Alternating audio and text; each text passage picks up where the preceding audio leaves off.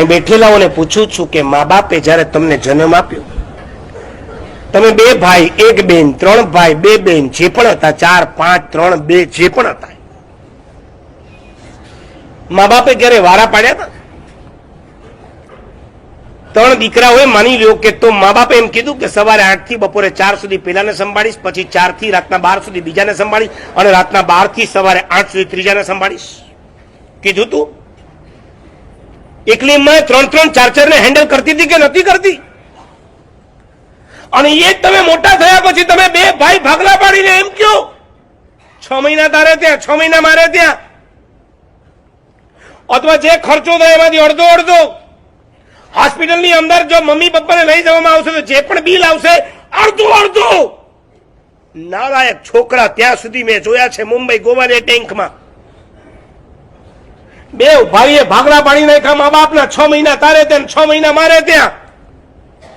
જે ઉંમરમાં મા બાપને એક ઠેકાણે સ્થિર કરીને એમની સેવા કરવાની હોય એ ઉંમરે આ કંબાક્ત દીકરાઓ મા બાપને ફેરવતા હતા 6 મહિનાના વારા પાડીને. યાદ રાખજો, વૃદ્ધાવસ્થા એવી હોય છે કે જેમાં એમને ફરવું વધારે નથી ગમતું, ઠરવું વધારે ગમે છે.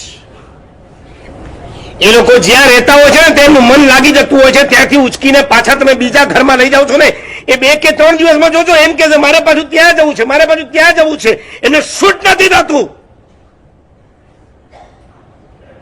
તમે પણ કોઈક નવી જગ્યાએ જાઓ છો, તમને રાતના ઊંઘ આવે છે? તમે જો 50 ની અંડરમાં છો તો પણ જો તમને સેટ નથી થતું તો 60 70 ને 80 વર્ષની ઉંમરે મા બાપને ફરવાના દિવસો જ કે તમારે ફરવું જોઈએ.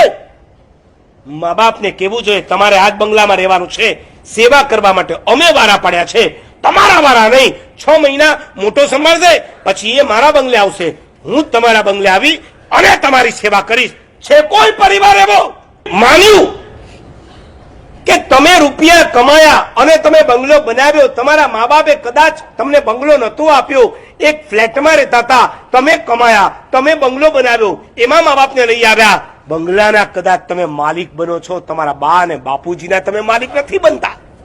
તમારી શબ્દ રચનાઓમાં ફરક લાવો, પરિવર્તન કરો. હું મા બાપની સાથે છું, મા બાપ મારી સાથે છે, આ શબ્દના પ્રયોગમાં તમારો અહંકાર, ઈગો છતો થાય છે.